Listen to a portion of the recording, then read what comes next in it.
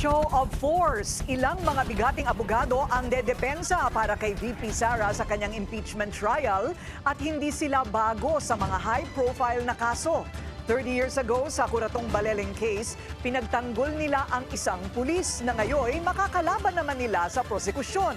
Ang iba namang personalidad sa kaso magiging senator judge sa susunod na kongreso. Ang detalye sa agenda report ni Hannah T.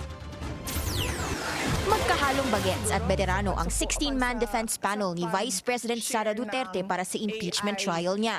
Sa unang tingin, parang bagong lineup, pero may familiar faces din. Nandyan si Philip Siegfried Fortun, veteranong litigator na kilala sa malalaking kaso. Kasama rin ang kanyang longtime partner na si Gregorio Narvasa II, anak ni dating Chief Justice Andres Narvasa na naging lead defense counsel noong impeachment ni Erap Estrada. Hindi lang sila, kabilang din ang ilang bigatin sa litigation, gaya ni Sheila Sison na matagal nang lumalaban sa Sandigang Bayan at criminal cases.